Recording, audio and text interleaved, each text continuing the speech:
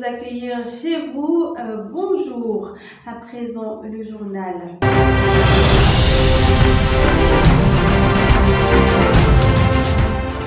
Le train express régional fait sa première victime. Le TER a percuté mortellement un passager sur la voie ferroviaire à 300 mètres de la gare de Rufisque. L'individu non encore identifié est mort sur le coup, ce qui a occasionné la fermeture sur l'axe Rufisque-Diamniadio.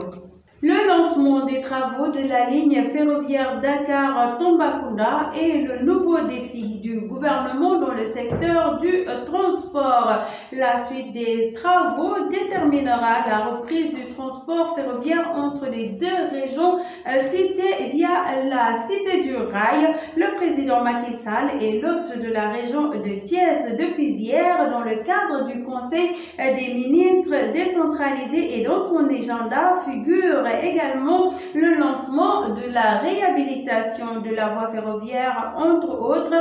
La visite de 4 jours du président Macky Sall se terminera ce samedi.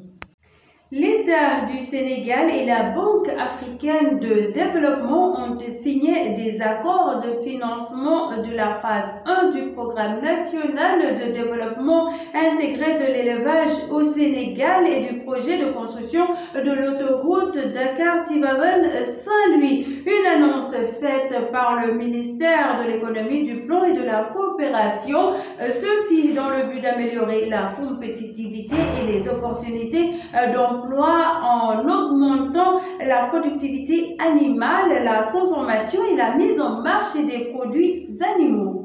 Sur l'international, au Burkina, attaque djihadiste, au moins 6 personnes, dont 3 supplétifs de l'armée et 3 civils ont été tués ce mercredi lors d'une attaque de djihadistes présumée dans le centre-est du Burkina, selon les sources sécuritaires. Plusieurs personnes ont également été blessées et d'importants dégâts matériels ont été enregistrés, notamment des maisons incendiées par les assaillants. Séisme en Turquie et en Syrie, le bilan atteint le seuil des 16 000 morts selon des bilans officiels diffusés ce jeudi. Les recherches se poursuivent pour tenter de retrouver les rescapés dans un froid glacial. Quelques 12 873 personnes sont décédées en Turquie et 3 162 en Syrie selon les autorités et les sources médicales. Pour terminer, Bombardier Tapha-Tine ce 12 février, à quelques jours de son combat contre Tapha-Tine.